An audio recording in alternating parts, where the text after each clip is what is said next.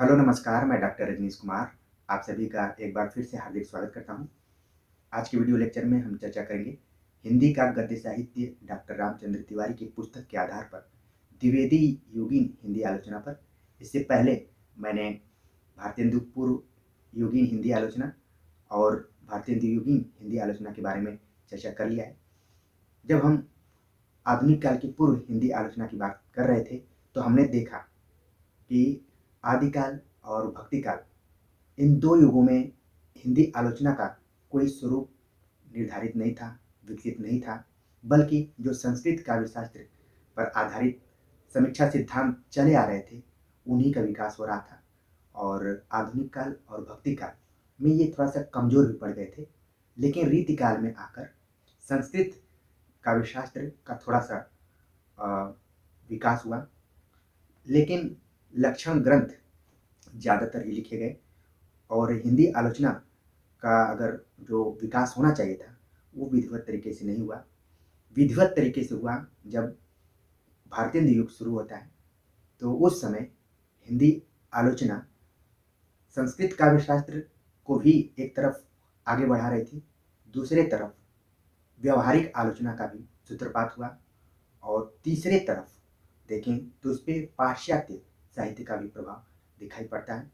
आगे चलकर द्विवेदी योगीन जो हिंदी आलोचना रही है, इसमें तमाम वो बड़े नाम शामिल हैं जिन्हें हम पढ़कर ये महसूस करेंगे कि द्विवेदी योगीन हिंदी आलोचना आलोचना के दृष्टिकोण से स्वर्ण काल के रूप में हमेशा याद की जा सकती है, क्योंकि उस जमाने में महावीर प्रसाद द्विवेदी, रामचंद्र शुक्ल, गुलाब राय, मिश्र बंधु जितने थे, या फिर लाला भगवान दीन, ठीक है, इन लोगों का काफ़ी इम्पोर्टेंट रोल था। और द्विवेदी युग में जो आलोचना थी वो 5-6 पॉइंट्स को लेकर काफ़ी आगे चल रही थी। वो अपने पुराने समीक्षा सिद्धांतों का भी मूल्यांकन कर रही थी। महावीर प्रसाद द्विवेदी के आने के बाद उसमें कविता का जो क्षेत्र था वो ओपन कर दिया गया। चींटी से लेकर हाथी तक का ये जो कोटेशन है आप सभी लोगों ने परीक्षाओं में भी देखा होगा, और जब लेक्चर में हम चर्चा करेंगे तो उस पर बात करेंगे। तो एक तरीके से कहने का मतलब ये है कि जो कविता लिखी जा रही थी उसका क्षेत्र एकदम व्यापक हो गया था। उसी तरह से आलोचना को भी एक व्यापकता प्रदान किया गया, जो कि आगे चलकर अलग अलग धाराओं में, अलग अलग शाखाओं में विकसित हुई।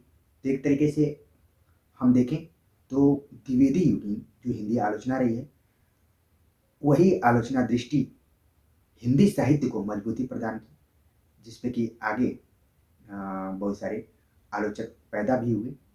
ठीक है, तो आज के लेक्चर में हम यही देखने की कोशिश करेंगे।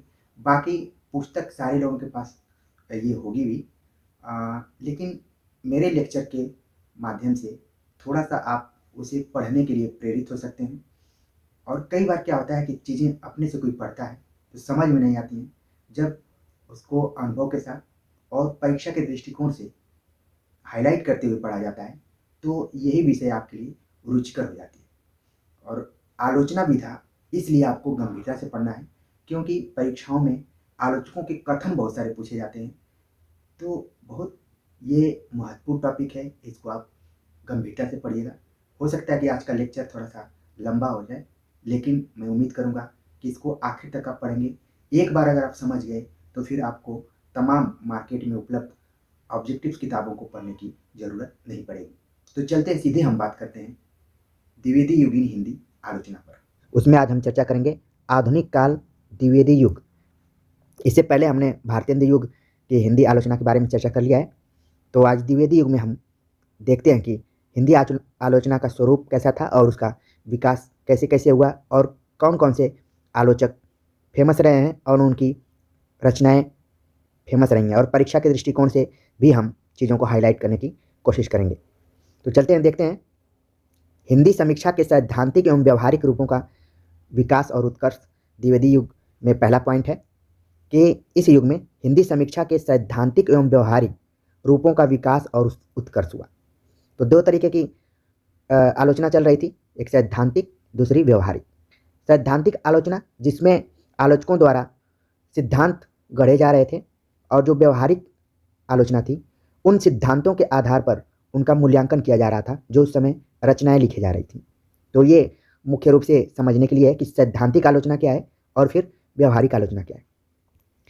देखें तो द्विवेदी युग जो कि 1900 से लेकर 1920 ईस्वी तक माना जाता है। द्विवेदी युग जब मैं कह रहा हूँ तो आपके दिमाग में तुरंत महावीर प्रसाद द्विवेदी का नाम छप जाना चाहिए। द्विवेदी युग तक आते आते हिंदी साहित्यकारों का मानसिक स्थिति विस्तृत हो गया था। वे अंग्रेजी साहित्य से अधिक परिचित हो गए थे। उन्हें संस्कृत साहित्य के अध्ययन की नवीन प्रेरणा प्राप्त हो रही थी। अनेक साहित्यकार बांग्ला, मराठी, गुजराती आदि भारतीय भाषाओं के साहित्य से परिचित होने लगे थे। पत्र पत्रिकाओं का प्रकाशन अधिक होने लगा था और उनमें स्थायित्व आ गया था।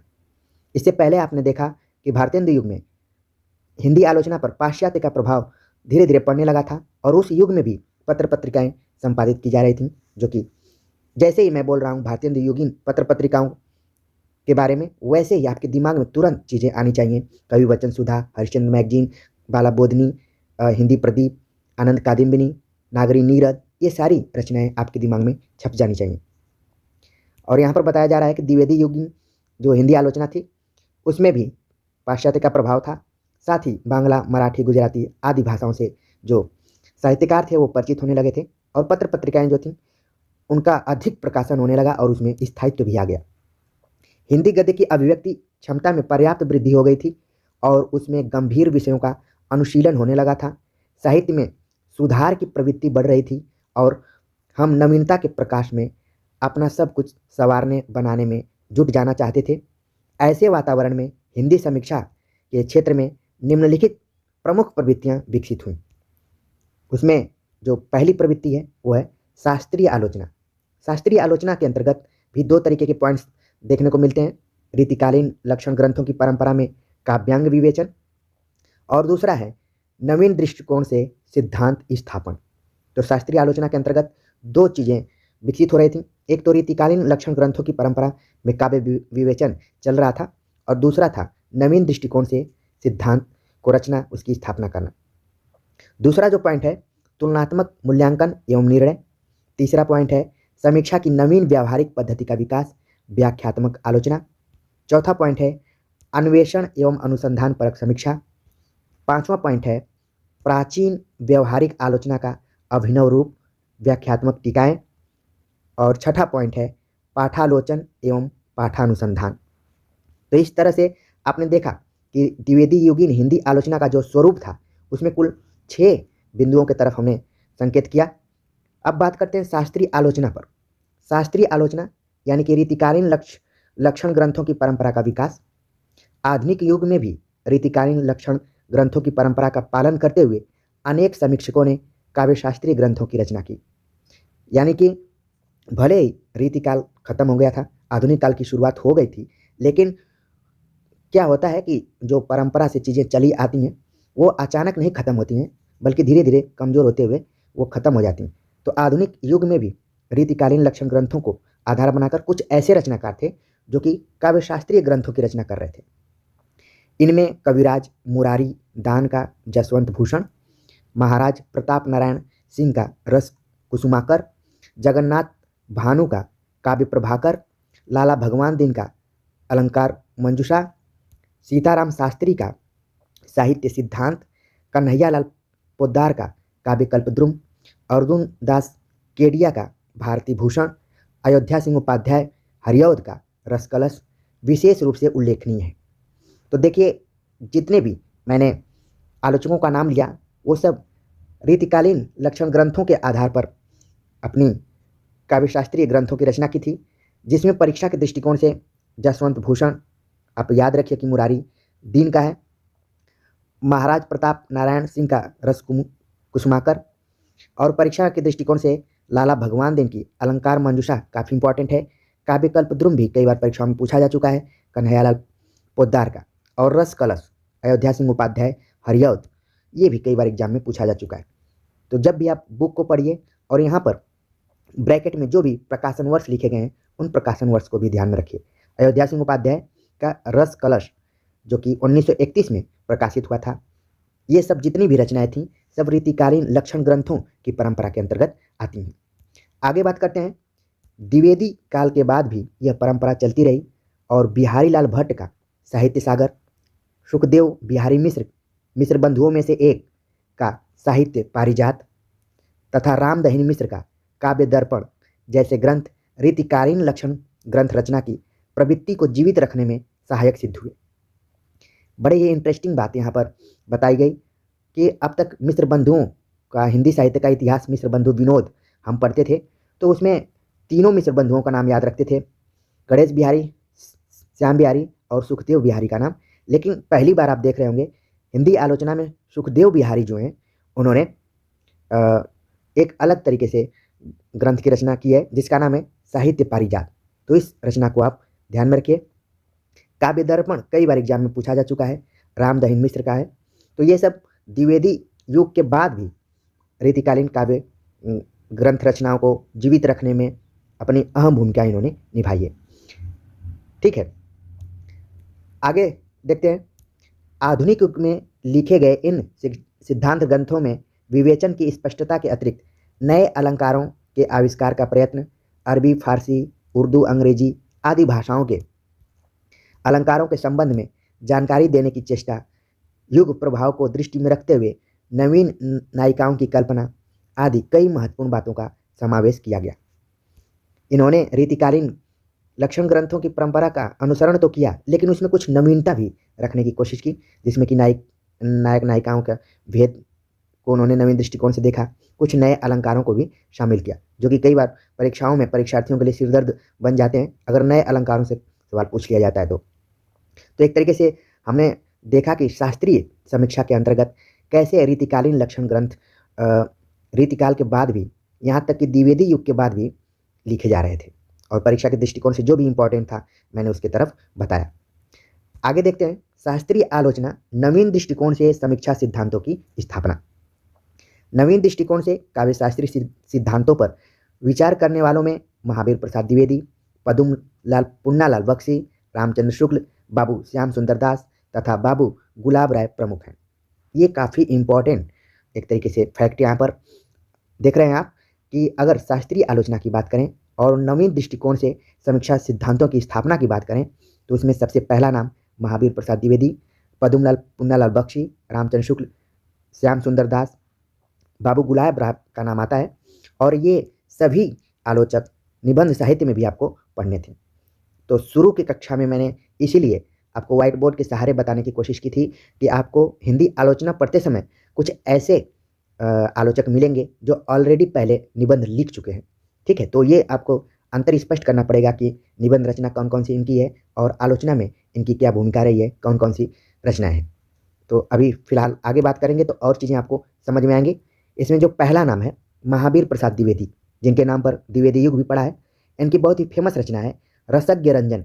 महावीर प्रसाद द्विवेदी ने रसज्ञ रंजन जो कि 1920 ईस्वी में प्रकाशित हुआ था, इसमें विषय के अनुकूल छंद योजना, नवीन छंदों के ग्रहण, शुद्ध और सरल भाषा लेखन, अर्थ सौरस्य आदि अनेक बातों की ओर ध्यान आकृष्ट करने के साथ ही काव्य में नवीन विषयों के ग्रहण पर भी बल दिया था। महावीर प्रसाद द्विवेदी की एक अहम भूमिका थी नवीनता को कैसे ग्रहण करना है। उन्होंने लिखा, चींटी से लेकर हाथी पर्यंत पशु, भिक्षुक से लेकर राजा पर्यंत मनुष्य, बिंदु से लेकर समुद्र पर्यंत जल, अनंत आकाश, अनंत पृथ्वी, अनंत पर्वत, सभी पर कविता हो सकती है। और न जाने कितनी बार ये कोटेशन परीक्षाओं में पूछा जा चुका होगा। तो हिंदी आलोचना जब आप पढ़िए तो सभी विधाओं में ये काफ़ी आपको गंभीरता से पढ़ने वाली विधा है, क्योंकि कथन से संबंधित बहुत सारे प्रश्न आपको परीक्षाओं में पूछे जाते हैं। तो कहाँ से पूछे जाएंगे? इसी बुक से पूछे जाएंगे, इसलिए आपको ज़्यादा नहीं भटकना है और मेरे साथ जुड़े रहिए। मैं आप सभी को गारंटी देता हूँ कि जिन जिन लक्ष्यों को लेकर आप मेरे साथ जुड़े हैं उन सभी लक्ष्यों को हासिल करेंगे। मैं उन तथ्यों की तरफ आपको संकेत कर दूंगा, आपको सजग कर दूंगा, जो कि परीक्षा में निश्चित तौर पर आते ही रहते हैं। तो देखिए, ये जो कथन था महावीर प्रसाद द्विवेदी का था। उन्होंने नवीन विषयों के ग्रहण पर बल दिया। तो क्या कहा कि चींटी से लेकर हाथी पर्यंत पशु, मतलब छोटे से लेकर बड़े विषयों को आप केंद्र में रखिए। भिक्षुक से लेकर राजा पर्यंत मनुष्य, भिक्षुक को भी केंद्र में लाइए, राजा को भी लाइए, आम मनुष्य को भी लाइए। बिंदु से लेकर समुद्र पर्यंत जल तक, और अनंत आकाश, अनंत पृथ्वी, अनंत पर्वत, सब पर कविता हो सकती है। कविता का कोई एक खास क्षेत्र नहीं होना चाहिए। इन्होंने एक तरीके से ओपन कर दिया कविता के विषय वस्तु को। यही नहीं, उन्होंने अलंकार और रस की जटिलताओं को भी तत्कालीन काव्य ग्रंथों को देखते हुए अनावश्यक बताया। यानी कि उन्होंने कहा कि ये जो अलंकार और रस की जटिलताओं को ध्यान में रखते हुए काव्य ग्रंथ लिखे जा रहे हैं, ये अब उतनी जरूरी नहीं है। उन्होंने दृढ़तापूर्वक कहा, अलंकार और रस विवेचन के झगड़ों से जटिल ग्रंथों को के बनाने की हम कोई आवश्यकता नहीं देखते। हिला हाव का लक्षण और उसका चित्र देखने से क्या लाभ, अथवा दीपक अलंकार वो उसके सूक्ष्म से भी सूक्ष्म भेदों को जानने का क्या उपयोग। हिंदी में ऐसे कितने काव्य हैं जिनमें ये भेद पाए जाते हैं। तो एक तरीके से जो मैंने पहले अभी बोला था कि नए अलंकारों का समावेश जब किया गया था, तो वो एक तरीके से प्रतियोगी परीक्षाओं के लिए सिरदर्द साबित होने लगे। और महावीर प्रसाद द्विवेदी भी करें कि ये दीपक अलंकार क्या है, उसका सूक्ष्म भेद किया गया। तो इसका क्या मतलब है, इसकी जटिलता को खत्म करनी चाहिए। इतना भी जो रीतिकालीन काव्य परंपरा है उसको मजबूत करने की जरूरत नहीं है। अब समय आ गया है कि कविता को ओपन रखा जाए, उसके विषय वस्तु को बढ़ाया जाए। इससे प्रकट होता है कि द्विवेदी जी यानी कि महावीर प्रसाद द्विवेदी तत्कालीन काव्य रचना और समीक्षा सिद्धांत विवेचन के अंतराल को मिटाकर नवीन सिद्धांतों की स्थापना करना चाहते थे। रसज्ञ रंजन इसी चेष्टा का परिणाम है। तो अभी तो आप ध्यान में रखिए कि रसज्ञ रंजन कई बार एग्जाम में पूछा जा चुका है। महावीर प्रसाद द्विवेदी का आलोचनात्मक ग्रंथ है और अभी आप फैक्चुअल तरीके से इसको परीक्षा के दृष्टिकोण से याद रखिए। लेकिन जब भी आपको मौका मिले तो इस निबंध को जरूर पढ़िए। आलोचनात्मक निबंध है। मैंने पहले ही वीडियो में मैंने आपको बताया कि कई बार आपको आलोचना, निबंध, इतिहास इनमें फ़र्क करना काफ़ी मुश्किल हो जाएगा, इसलिए इसको निबंधात्मक आलोचना हम कर सकते हैं। इसको जरूर आप पढ़िएगा जब भी मौका मिलेगा। तो महावीर प्रसाद द्विवेदी के बाद नाम आता है बाबू श्याम सुंदर दास का। श्याम सुंदर दास जो कि कभी बीएचयू के एचओडी भी हुआ करते थे, और श्याम सुंदर दास और रामचंद्र शुक्ल एक ऐसी सलामी जोड़ी थी कि जो आज हम हिंदी साहित्य, इतिहास या फिर साहित्य पढ़ रहे हैं, वो उसकी नींव तैयार करने का श्रेय इन्हीं को दिया जा सकता है। बाबू श्याम सुंदर दास ने भी नवीन समीक्षा सिद्धांतों की स्थापना की आवश्यकता का अनुभव किया। और साहित्यालोचन काफ़ी इंपॉर्टेंट है, परीक्षा के दृष्टिकोण से बहुत बार एग्जाम में पूछा जा चुका है। साहित्यालोचन किसका आलोचनात्मक ग्रंथ है? यह है बाबू श्याम सुंदर दास। बाबू श्याम सुंदर दास साहित्यालोचन लिखा। उसमें भारतीय रस सिद्धांत के साथ ही कला, साहित्य, कविता आदि के संबंध में पाश्चात्य विचारकों हडसन, वर्सफोल्ड आदि की मान्यताओं को भी स्थान दिया गया। एक तरीके से साहित्यालोचन के बारे में हल्का सा आपको पता चला होगा कि इसमें भारतीय रस सिद्धांत को ध्यान में तो रखा ही गया, कुछ पाश्चात्य विचारकों को भी जोड़ा गया है। अगला जो नाम है बाबू गुलाब राय। बाबू गुलाब राय ने तो सिद्धांतों के समन्वय पर सर्वाधिक बल दिया। ये काफ़ी इंपॉर्टेंट चीज़ है। इसका मतलब समन्वय जब जहाँ पर चीज़ आ जाए तो परंपरा और नवीनता दोनों को जोड़ने वाले आलोचक के तौर पर बाबू गुलाब राय को जाना जाता है। स्पष्टतः स्वीकार भी किया है। मेरा दृष्टिकोण सर्वत्र और इसलिए आलोचना में भी समन्वयवादी है। काव्य कला और साहित्यांगों के विवेचन में मैंने इसी पद्धति को अपनाया है। बाबू गुलाब राय एक तरह से मध्यम मार्गी टाइप के आलोचक रहे हैं। उन्होंने समन्वयवादी पद्धति को अपनाया और उन्होंने कहा कि काव्य कला और साहित्यांगों के विवेचन में समन्वय स्थापित करना चाहिए। ज़्यादा अगर नवीनता की तरफ भी जोर देंगे तो गड़बड़ हो सकता है। उनकी फेमस रचनाएं जो कई बार एग्जाम में आ चुकी है, सिद्धांत और अध्ययन तथा काव्य के रूप में परिभाषाएं देने में मैंने देशी विदेशी विद्वानों के मतों का समन्वय करके ही अपनी परिभाषाएं दी हैं। ये परीक्षा में एक बार पूछा जा चुका है। यूपी के किसी एग्जाम में ये कोटेशन आ चुका है कि ये किसका कथन है? बाबू गुलाब राय। सिद्धांत और अध्ययन तथा काव्य के रूप में परिभाषाएं देने में मैंने देशी विदेशी विद्वानों के मतों का समन्वय करके ही अपनी परिभाषाएं दी हैं। बाबू गुलाब राय। इससे प्रकट होता है कि द्विवेदी युग में इस बात का अनुभव किया गया कि प्राचीन संस्कृत समीक्षा सिद्धांत और उन पर आधारित रीतिकालीन हिंदी लक्षण ग्रंथों का काव्य विवेचन युग प्रवृत्ति के अनुकूल नहीं है। उनके स्थान पर नवीन, उपयोगी और समसामयिक काव्य कृतियों को अनुप्राणित करने वाले सिद्धांतों की स्थापना होनी चाहिए। किंतु जब इस दृष्टि से नवीन सिद्धांतों की स्थापना करने की चेष्टा की गई तो अंग्रेजी और संस्कृत समीक्षा सिद्धांतों का समन्वय होने लगा। स्वयं द्विवेदी जी भी हिंदी में नवीन सिद्धांतों की चर्चा के नाम पर वर्ड्सवर्थ, मिल्टन और पोप के विचारों की संक्षिप्त उद्धरणी ही प्रस्तुत कर सके हैं। ये काफ़ी इंपॉर्टेंट यहाँ पर फैक्ट्स है कि जब भी महावीर प्रसाद द्विवेदी ने हिंदी में नवीन सिद्धांतों की चर्चा की तो उन पर किसका किसका प्रभाव दिखाई पड़ता है? वर्ड्सवर्थ का, मिल्टन का और पोप के विचार ही उन्होंने ज़्यादातर उद्धृत किए हैं, उनको उन्होंने अपने आलोचना में शामिल किया है। व्यावहारिक समीक्षाओं में भारतीय युग से ही प्रचलित सुधारवादी, नैतिक, देशभक्तिपरक तथा उपयोगितावादी दृष्टिकोण को महत्व देने की परंपरा चलती रही और उन रचनाओं को अधिक मूल्यवान समझा गया जिनमें उपयुक्त तत्वों का समावेश किया गया था। आप जानते हैं कि व्यवहारिक आलोचना की शुरुआत बालकृष्ण भट्ट के हिंदी प्रदीप नामक पत्र से हो गई थी। उसी चीज़ को यहाँ पर बताया जा रहा है कि जहाँ तक व्यवहारिक समीक्षा की बात करें तो भारतीय युग से ही इसका प्रचलन शुरू हो गया था और उसका नेचर कैसा था? सुधारवादी और नैतिकता उसमें जुड़ा हुआ था। आगे बात करते हैं, नवीन समीक्षा सिद्धांतों की स्थापना में आचार्य रामचंद्र शुक्ल का योगदान श्लाघ्य एवं महत्वपूर्ण है। उन्होंने चिंतामणि भाग 1 और भाग 2 में मौलिक सिद्धांतों की स्थापना की है। अब चिंतामणि जो कि 1939 में प्रकाशित हुई थी, अब जब तक आचार्य रामचंद्र शुक्ल थे तब तक इसके 2 भाग निकले थे। बाद में नए आलोचकों ने 2 भाग और निकाल दिए। इस तरह से चिंतामणि जो है वो 4 भागों में है। ये परीक्षा के दृष्टिकोण से काफ़ी महत्वपूर्ण फैक्ट्स, लेकिन हो सकता है कि बदलते हुए पैटर्न में आपसे पूछ लिया जाए कि जब रामचंद्र शुक्ल जीवित थे तो कितने इसके भाग निकले थे, क्योंकि आप जानते हैं घिसा पीटा सवाल लगातार परीक्षाओं में नहीं पूछा जाता है। अब हो सकता है कि कोई इस तरीके से मौलिक प्रश्न भी पूछ सकता है। तो ध्यान में रखिए कि रामचंद्र शुक्ल ने चिंतामणि भाग 1 और 2 में मौलिक सिद्धांतों की स्थापना की। काव्य को ज्ञान साधना के समक्ष रखकर उसे हृदय की मुक्तावस्था का साधन मानना, काव्यानुभूति को लोकानुभूति से सर्वथा पृथक न मानना, रस विवेचन को शास्त्र स्थिति संपादन मात्रता की संकुचित सीमा से बाहर लाकर लोक मंगल विधायक सिद्ध करना, काव्य कृतियों को लोक मंगल की साधनावस्था और सिद्धावस्था के रूप में विभाजित करना, प्रबंध काव्यों में बीज भाव की स्थिति लक्ष्य करना, काव्य में विभाव पक्ष को अधिक महत्व देना तथा भावों को कर्म प्रेरक सिद्ध करके काव्य कृतियों की व्यवहारिक उपादेयता सिद्ध करना आदि ऐसी अनेक मान्यताएं हैं जो हिंदी समीक्षा सिद्धांतों के विकास क्रम में मौलिक और नवीन प्रतीत होती हैं। तो ये थोड़ा सा लंबा वाक्य हो गया और खुद डॉक्टर रामचंद्र तिवारी लड़खड़ा से गए हैं यहाँ पर, फिर भी मैं कुछ ऐसे पॉइंट्स को बता दे रहा हूँ कि आचार्य रामचंद्र शुक्ल की जब आप आलोचना दृष्टि पढ़ेंगे तो ज़्यादातर बात होती है ज्ञान साधना की, हृदय की मुक्तावस्था की, काव्यानुभूति और लोकानुभूति की, रस विवेचन की बात आती है। उन्होंने एक रस मीमांसा नाम से भी पुस्तक लिखा है।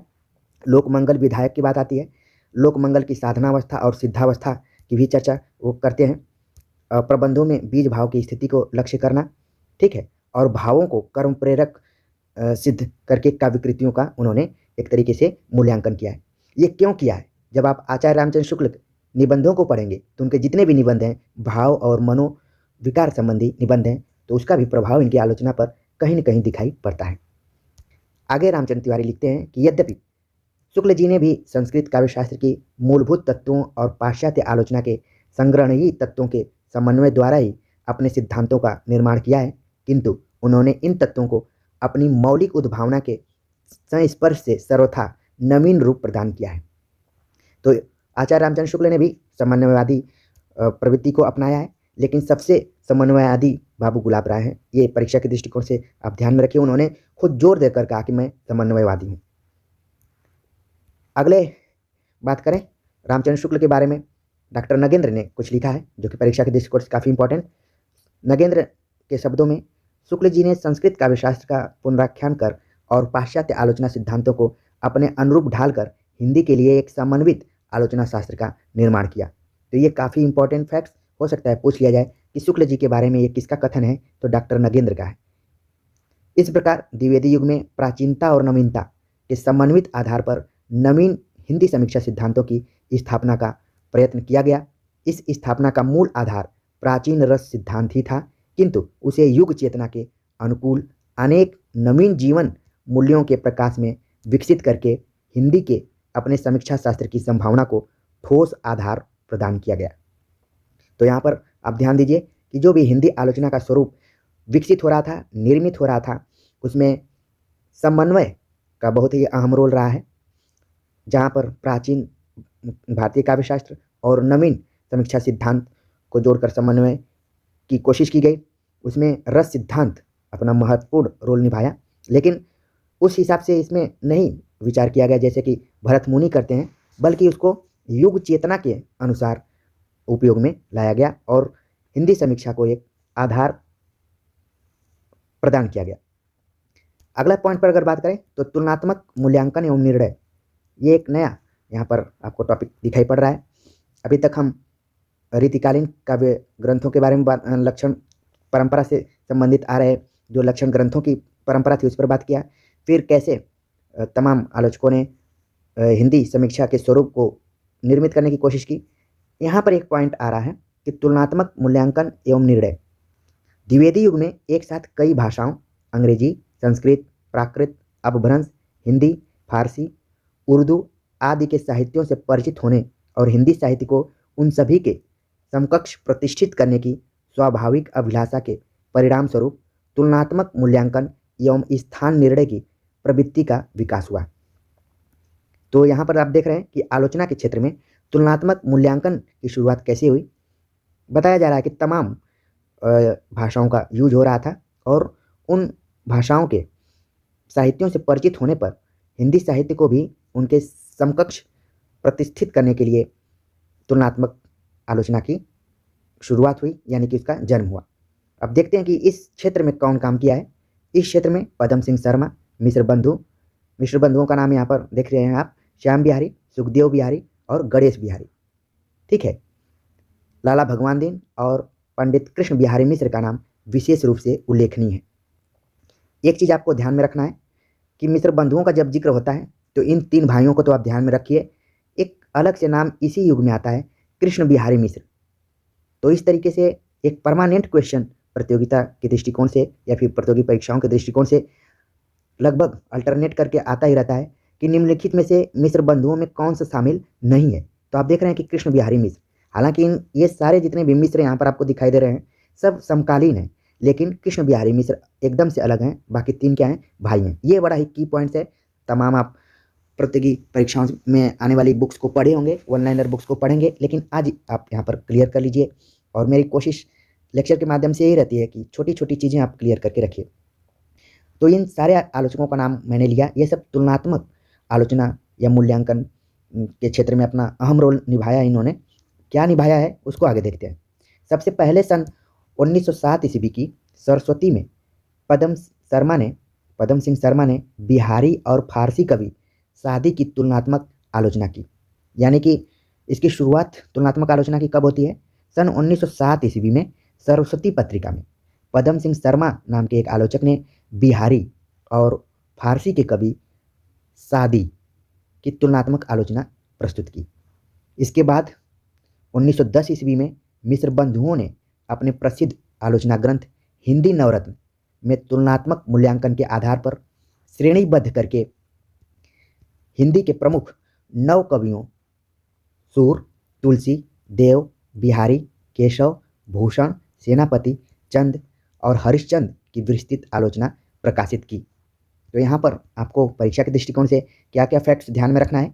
एक तो हिंदी नवरत्न कब प्रकाशित हुआ था, ये खूब परीक्षाओं में पूछा जाता है। सन 1910 ईस्वी में मिश्र बंधुओं द्वारा लिखा गया है और इसमें कुल 9 कवियों के बारे में चर्चा की गई है। और वो 9 कवि कौन है? हिंदी के प्रमुख 9 कवि हैं सूर, तुलसी, देव, बिहारी, केशव, भूषण, सेनापति, चंद और हरिश्चंद्र। तो आप देख रहे हैं कि इसमें भक्ति काल के 2 जो फेमस कवि हैं कबीर और जायसी, वो नहीं है। कई बार यहाँ से परीक्षा में पूछा जाता है सवाल कि निम्नलिखित में से कौन सा ऐसा कवि है जो नवरत्न में शामिल नहीं है। तो इन 9 का नाम तो आप ध्यान में रखिए, बाकी जो शामिल नहीं है उनको भी ध्यान में रखिए।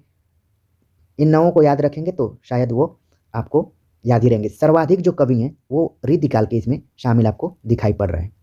2 कवि हैं भक्तिकाल से और 2 प्लस देव, बिहारी, केशव, भूषण, सेनापति 5 और चंद बरदाई को भी इसमें शामिल किया गया है आदिकाल से, और आधुनिक काल से मात्र एक कवि हैं, हरिश्चंद्र, भारतेंदु हरिश्चंद्र। तो इस तरीके से तकनीकी तौर पर आप सभी कवियों को ध्यान में रखिए। इन कवियों के चयन और श्रेणी विभाजन में तुलनात्मक मूल्यांकन का कोई वैज्ञानिक आधार मिश्र बंधुओं के सामने नहीं था। अब सवाल उठता है कि इन 9 कवियों को हिंदी नवरत्न तो माना, लेकिन उसके पीछे आधार क्या रहा है? तो यहाँ पर रामचंद्र तिवारी बता रहे हैं कि उनके सामने कोई इस तरीके का वैज्ञानिक आधार नहीं था, इसीलिए रह रह कर उनके निर्णयों में परिवर्तन होता रहा। मिश्र बंधुओं के अनुसार सबसे पहले मतिराम की श्रेणी थी, फिर दास की, और तब पद्माकर की। तोष की श्रेणी, यह पद्माकर के बाद की श्रेणी थी, के नीचे साधारण श्रेणी और उसके पीछे हीन श्रेणी थी। यानी कि आप देख रहे हैं कि मिश्र बंधु जो थे वो खुद कंफ्यूज थे कि सबसे पहले किसको रखा जाए, उसके बाद किसको रखा जाए। तो उनके पास कोई वैज्ञानिक यानी कि ठोस आधार नहीं था। बस इसको स्टोरी के रूप में आप याद रखिए। मिश्र बंधुओं ने हिंदी नवरत्न नाम से एक पुस्तक लिखी सन 1910 में, उसमें 9 कवि कौन कौन से शामिल थे इसको याद रखिए। बाद में मिश्र बंधुओं ने यहाँ पर स्वीकार किया कि वो सबसे पहले मतिराम को रखना चाहते थे। यहाँ दास लिखा हुआ है, तो अब ये केशव दास है कि भिखारी दास है, ये थोड़ा सा क्लियर करना पड़ेगा। पद्माकर आप जान ही रहे हैं, तो ये ठीक है। फिर भी किसको आगे रखें किसको पीछे रखें, इसको लेकर ठोस आधार उन लोगों के पास नहीं था। आगे और बात क्लियर होती जाएगी। यह श्रेणी नवरत्नों के बाद आरंभ होती थी, यानी कि पहले जितने भी नवरत्न थे वो सब पहले मान लिए गए थे, बाद में मतिराम, तोष, केशव किसको रखा जाए उसको लेकर कन्फ्यूजन था। नवरत्नों की तो अपनी एक श्रेणी थी ही, वैज्ञानिक आधार के अभाव में मत परिवर्तन होने पर नीचे की श्रेणी का कवि ऊपर भी पहुंच जाता था। पहले सेनापति को नवरत्नों में स्थान दिया गया और मतिराम को उनके बाद रखा गया, और बाद को मतिराम को नवरत्नों में रखा गया और सेनापति को उनके बाद रखा गया। मिश्र बंधुओं ने नवरत्नों में देव को बहुत ऊंचा स्थान दिया। ये काफ़ी इंपॉर्टेंट चीज़ है कि किसको सर्वाधिक ऊंचा स्थान दिया उन्होंने, देव को। बिहारी को उनके बाद रखा। इसकी प्रतिक्रिया स्वरूप पदम सिंह शर्मा ने आर्य सप्तशती, अमरुक शतक, गाथा सतसई तथा फारसी, उर्दू, हिंदी के अन्य कवियों की रचनाओं में से बिहारी सतसई की तुलना करते हुए बिहारी को श्रृंगार रस का सर्वश्रेष्ठ कवि घोषित किया। आप देख रहे हैं कि जब तुलनात्मक आलोचना की शुरुआत हुई तो क्रिया प्रतिक्रिया के रूप में शुरू हुई। पहले पदम सिंह शर्मा बिहारी और सादी कवि दोनों कवियों की तुलना की। इसके बाद मिश्र बंधुओं ने 9 कवियों को शामिल कर दिया, फिर उसमें देव को सबसे ऊपर माना। इसके बाद पुनः एंट्री होती है पदम सिंह शर्मा की। आप लोग कल्पना कीजिए, कई बार आप न्यूज इत्यादि में देखते होंगे तो सर्वश्रेष्ठ 11 टीम क्रिकेट में घोषित कई फलाना क्रिकेटर के द्वारा, फिर वो 11 खिलाड़ियों का नाम बता देता है, फला मेरी सूची में रहेंगे, फला नहीं रहेंगे। फिर किसी का दिमाग गड़बड़ाता है तो वो फिर अगले 11 खिलाड़ियों का एक श्रेणी बना देता है। तो उसी तरह से हिंदी में भी कोई ठोस आधार नहीं था कि किसको आगे रखा जाए किसको पीछे। लोग तुलनात्मक आलोचना करने की कोशिश में इस तरीके के काम कर रहे थे। तो पदम सिंह शर्मा ने क्या किया कि कई लोगों को उसमें शामिल कर लिया, जिसमें कि मैंने रचनाओं का नाम बताया, अमरुक शतक, गाथा सप्तशती, आर्य सप्तशती, और कई भाषाओं के कवियों को एक जगह रखते हुए उन्होंने बिहारी को सर्वश्रेष्ठ घोषित कर दिया। जबकि मिश्र बंधु विनोद किसको कह रहे हैं, मिश्र बंधु किसको कह रहे हैं, देव को। ये आपको परीक्षा के इन सब का विवाद तो है ही, लेकिन परीक्षा में अगर आप अच्छे से समझ जाते हैं तो इनको आपको सही करना है। आपका उद्देश्य है कि परीक्षा में पूछ दिया जाए कि मिश्र बंधुओं ने किसको बहुत ऊंचा स्थान दिया, तो उसका सही जवाब है देव को, और विकल्प में बिहारी भी रहेंगे। लेकिन पदम सिंह शर्मा जो हैं उन्होंने बिहारी को श्रृंगार रस का सर्वश्रेष्ठ कवि घोषित किया।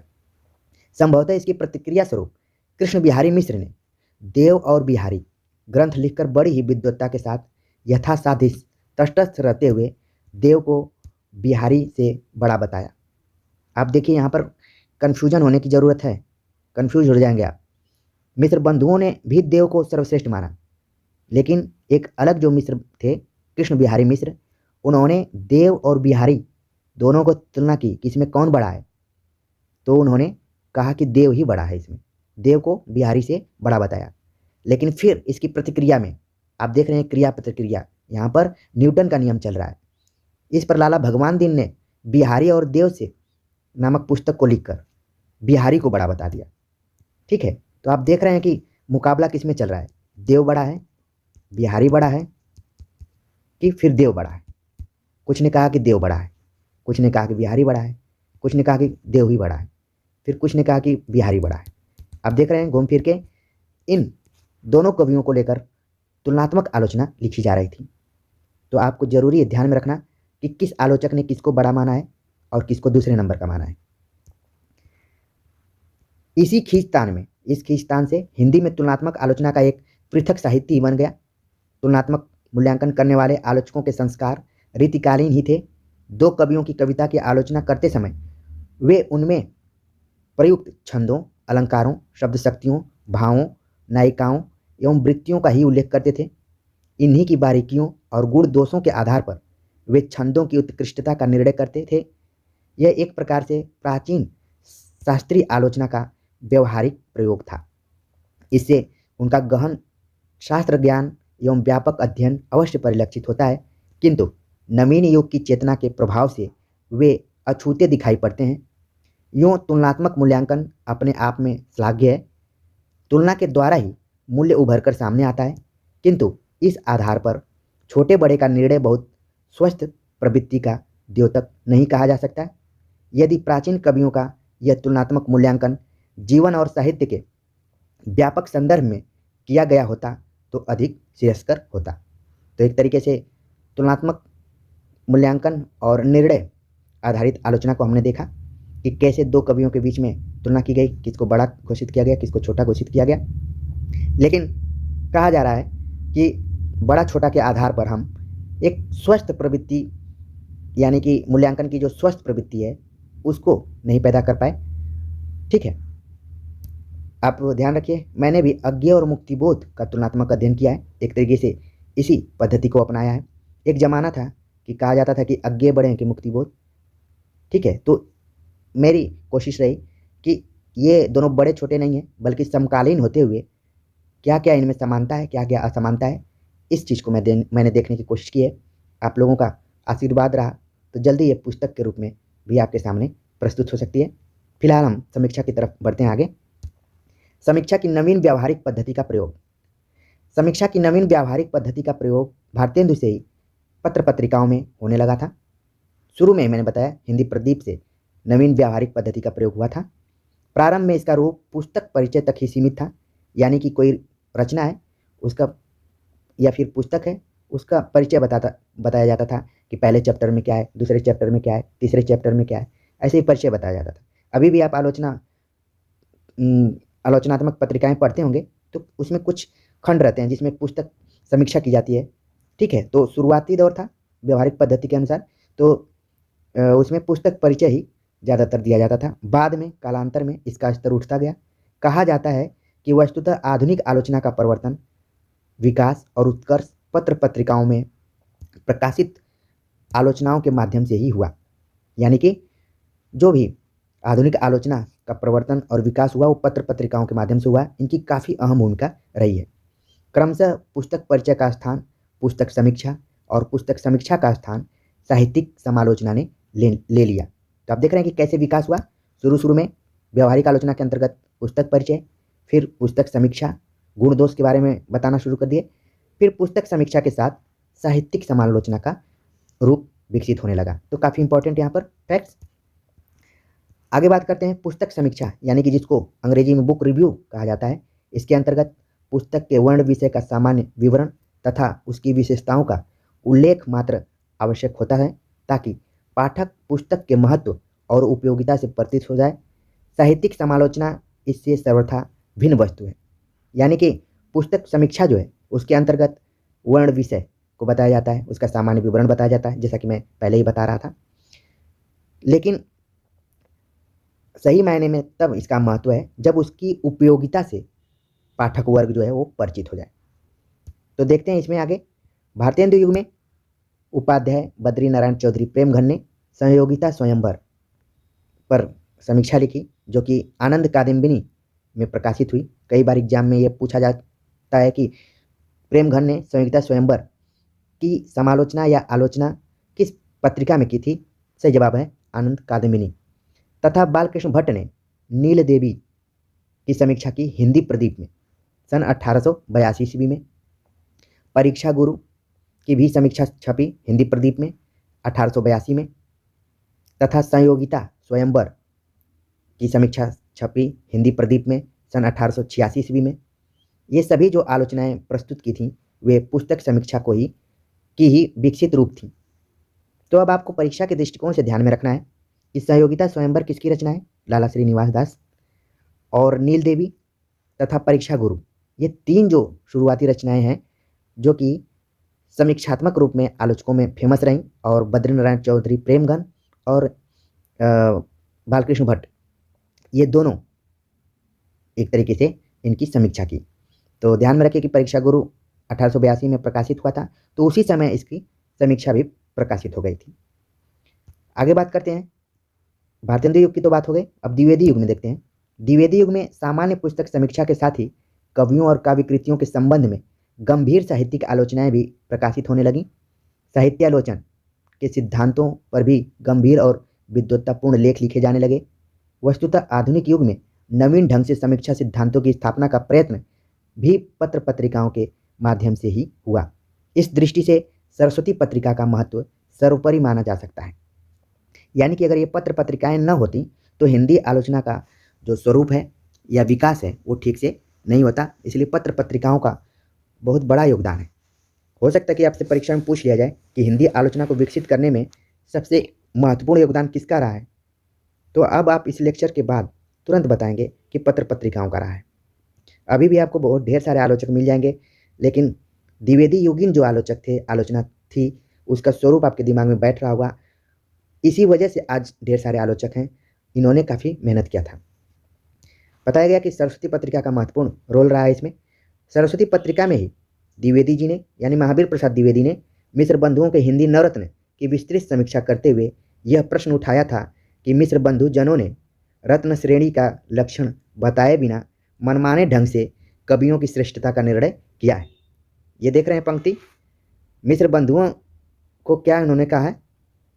महावीर प्रसाद द्विवेदी ने, मिश्र बंधु जनों ने, ये जो रत्न श्रेणी यानी कि हिंदी नवरत्न उनकी पुस्तक का नाम है, तो थोड़ा सा व्यंग्यात्मक लहजे में उन्होंने कहा कि भाई ये जो श्रेणी बनाई है, टीम 11 इन्होंने चुनी है, बल्कि मैं कहूँ टीम 9 इन्होंने चुनी है, तो इसका क्या आधार रहा है? बिना लक्षण बताए ही मनमाने ढंग से इन्होंने इसका निर्णय ले लिया है। तो इसके साथ ही समालोचक, जो कि जयपुर से एक पत्रिका निकलती थी, चंद्रधर शर्मा गुलेरी का इस पत्रिका से गहरा नाता रहा है। जब आप पत्र पत्रिकाओं का सेक्शन पढ़ेंगे तो तुरंत मेरी बात आपके दिमाग में जाके चिपक जाएगी। इंदु, जो कि वाराणसी से 1909 में प्रकाशित होती थी, इंदु जो कि जयशंकर प्रसाद से काफ़ी जुड़ी हुई पत्रिका थी। बाद में माधुरी, जो कि निराला, प्रेमचंद और महादेवी वर्मा से भी जुड़ी हुई है, ने हिंदी आलोचना के विकास को आगे बढ़ाया। यानी कि सरस्वती के बाद ये तीन महत्वपूर्ण पत्रिकाएं हैं, समालोचक, इंदु और माधुरी, ने हिंदी आलोचना के विकास में अपना महत्वपूर्ण रोल निभाया। क्रमशः हिंदी साहित्य में व्यावहारिक आलोचना की व्याख्यात्मक पद्धति विकसित हुई। आप देखेंगे कि शुरुआती दौर में हिंदी आलोचना में सैद्धांतिक समीक्षा की शुरुआत हुई थी, जिसका प्रभाव था भारतीय काव्यशास्त्र, जो हम संस्कृत काव्यशास्त्र पढ़ते हैं उसका प्रभाव था। लेकिन धीरे धीरे आलोचना अब व्यवहारिक सिद्धांत की तरफ मुड़ गई। ठीक है, व्यवहारिक आलोचना की तरफ मुड़ गई। आचार्य रामचंद्र शुक्ल की जायसी, तुलसी और सूर की व्यावहारिक आलोचना में इसकी व्याख्यात्मक पद्धति का आदर्श रूप प्रतिष्ठित हुआ है।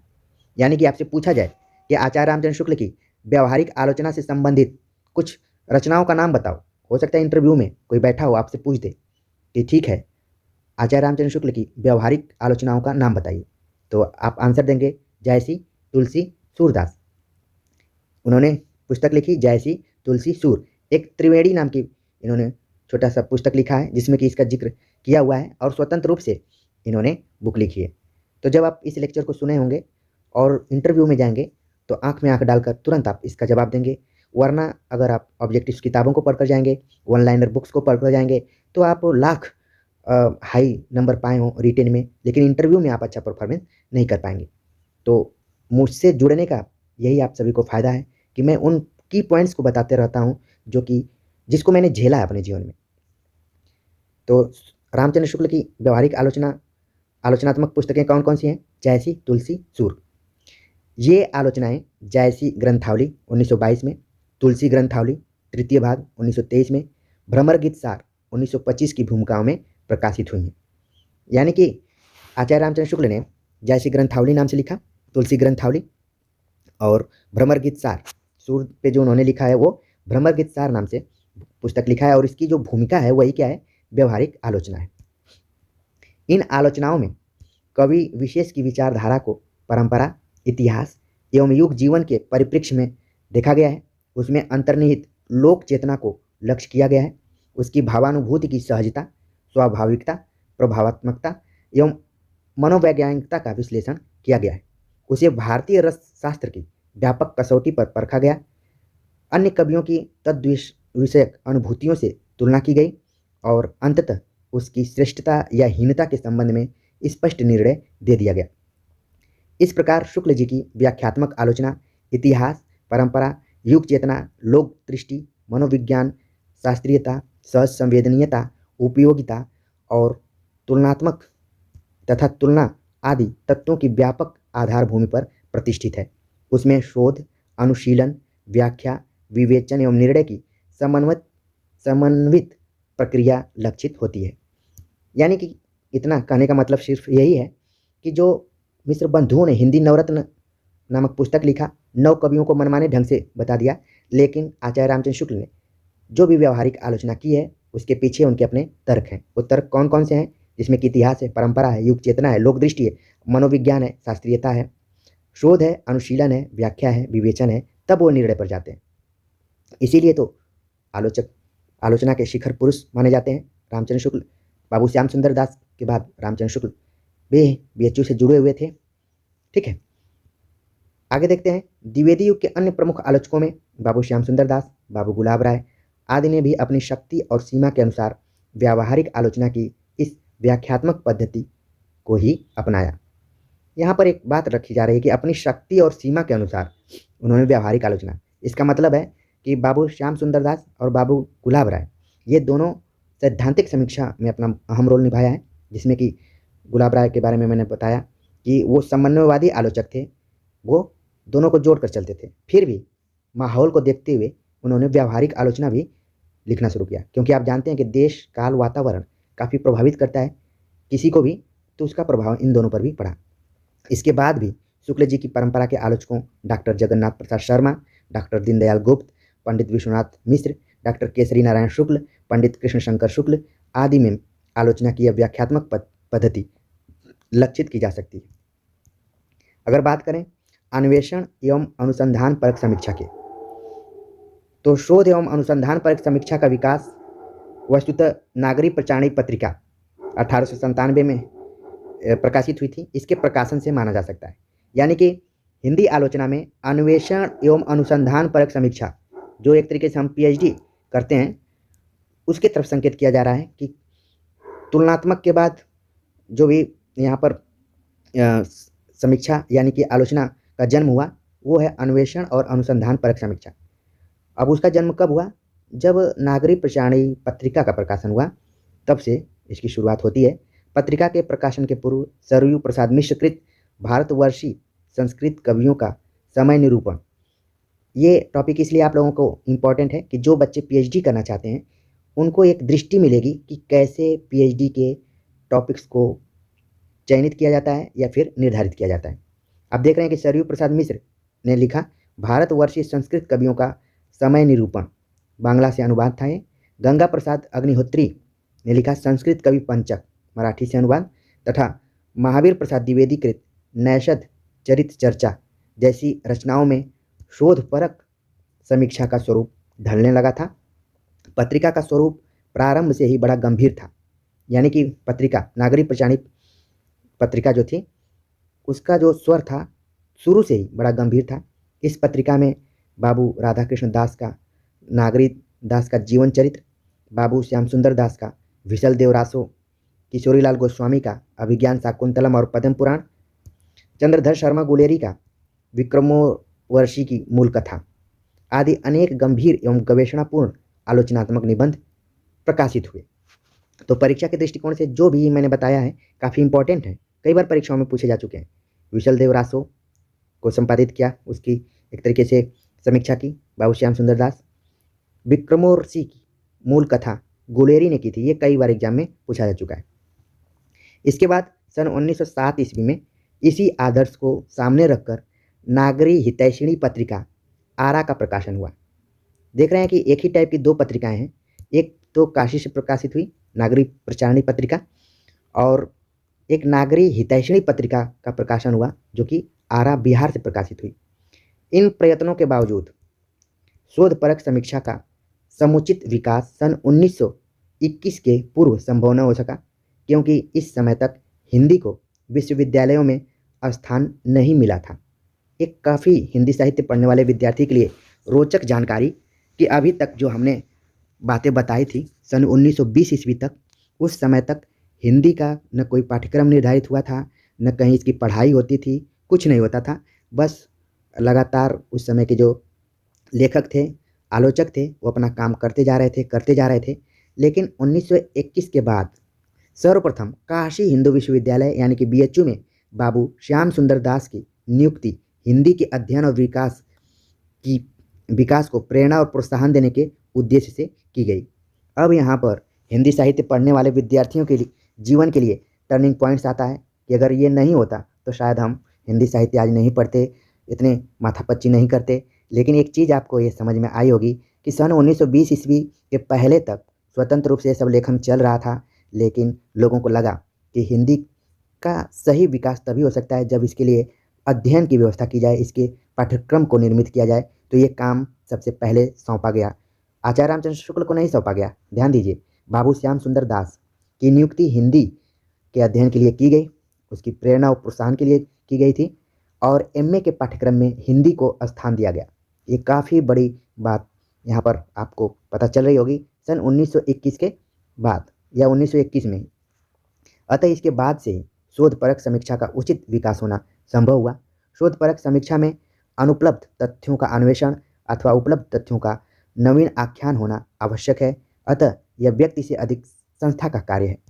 विश्वविद्यालय तथा अन्य शोध संस्थानों में ही इस प्रकार के प्रयत्न सफल हो सकते हैं।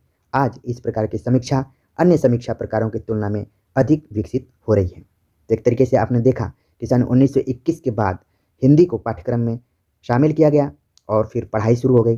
फिर आगे की कहानी कैसे चलती है उस पर हम चर्चा कर रहे हैं। अगर बात करें तो प्राचीन व्यवहारिक आलोचना का अभिनव रूप और व्याख्यात्मक टीकाएं। संस्कृत साहित्य में समीक्षा की कोई व्यवहारिक पद्धति विकसित नहीं हुई थी। ये आप सभी जानते हैं कि उसमें कुल 6 संप्रदाय थे, अलग अलग विषय को ध्यान में रखकर उनका प्रवर्तन हुआ था। व्यवहारिक पद्धति बिल्कुल नहीं थी। लेकिन लक्षण ग्रंथ में ही सिद्धांतों को प्रतिपादित करते हुए गुणमयी रचनाओं की श्रेष्ठता और दोषपूर्ण रचनाओं की हीनता दिखा दी जाती थी। व्यवहारिक आलोचना की यदि कोई पद्धति मान्य हो सकती है तो वह टीका पद्धति थी। टीकाओं के अनेक नाम और रूप तिलक, लोचन, भाष्य, कारिका, फकीका संस्कृत साहित्य में प्रचलित थे। जो बच्चे संस्कृत से ऑनर्स किए होंगे या फिर BA के दौरान संस्कृत पढ़े होंगे उनको ये सारी चीज़ें और अच्छे से क्लियर हो रही होंगी। जो नहीं पढ़े हैं वो आज इस लेक्चर के माध्यम से थोड़ा सा समझ लें कि भले ही संस्कृत काव्य शास्त्र में व्यवहारिक आलोचना नहीं चल रही थी, उसके जगह पर एक चल रही थी टीका पद्धति। छोटी छोटी रचनाओं पर टीकाएँ की जाती थी। आज उसको कमेंट कहा जाता है, ठीक है। तो उसके अलग अलग नाम थे। कोई उसको बोलता था लोचन, जैसे ध्वन्यालोक लोचन नाम से एक रचना है अभिनव गुप्त की, आपने सुना होगा। तो एक तरीके से क्या थी टीका। इसी तरीके से कारिका नाम से टीका, महाभाष्य ये भी क्या है टीका। इसी टाइप से उस समय टीकाएँ चलती थीं जो कि व्यवहारिक आलोचना की ही दूसरी रूप थी। इसमें काव्य विषय की व्याख्या के साथ ही काव्य सौंदर्य का उद्घाटन भी किया जाता था और दोष निरूपण भी। कालिदास की कृतियों पर मल्लीनाथ की टीकाएँ प्रसिद्ध हैं। अब यहाँ पर देखिए, हो सकता है प्रश्न कभी पूछा जाए कि कालिदास की रचनाओं पर किस आलोचक की टीकाएँ सबसे ज़्यादा प्रसिद्ध हैं, तो उनका नाम है मल्लीनाथ। टीकाएँ गद्य पद्य दोनों में की जाती थीं। हिंदी के भक्ति और रीति युगों में भी टीकाओं की परंपरा चलती रही है। यानी कि आप भक्ति काल में देखेंगे या फिर रीति काल में देखेंगे तो उस समय भी कई आपको टीकाएँ मिल जाएंगी। रामचरितमानस, रामचंद्रिका, कवि प्रिया और बिहारी सतसई पर सर्वाधिक टीकाएँ लिखी गई हैं। ये काफ़ी इंपॉर्टेंट फैक्ट्स कि सर्वाधिक टीकाएँ किस पर लिखी गईं?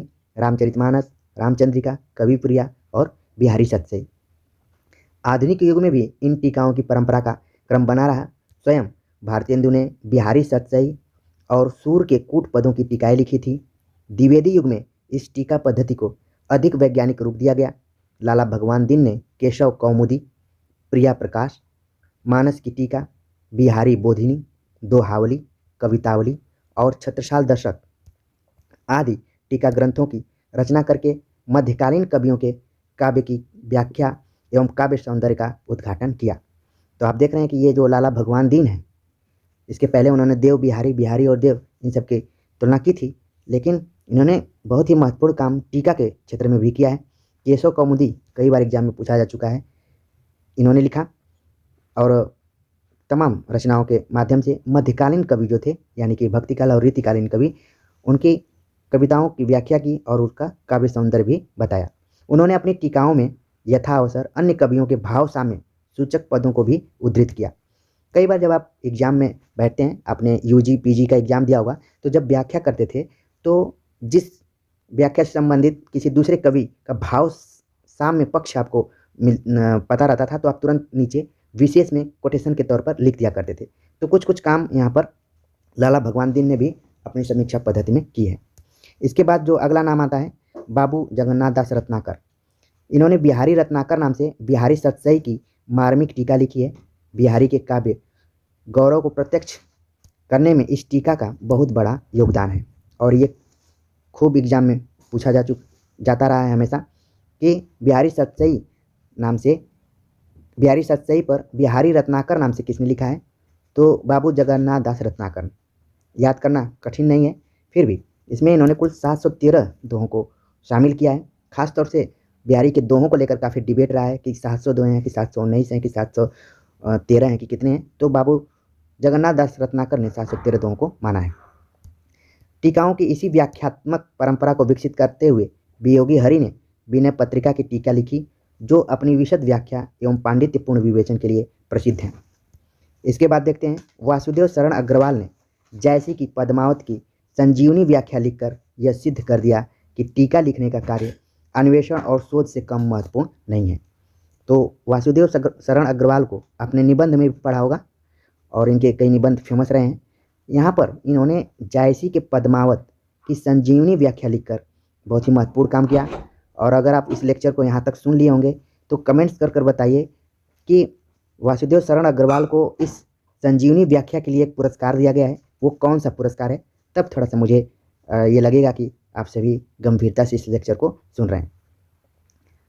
एक आदर्श टीका लिखने के लिए इतिहास, दर्शन, धर्म, नीति, काव्य शास्त्र, लोक रीति, काव्य रूढ़ि, भाषा विज्ञान आदि की समुचित जानकारी के साथ ही तथ्य एवं तत्व दोनों को ग्रहण करने की मार्मिक प्रज्ञा भी अपेक्षित है।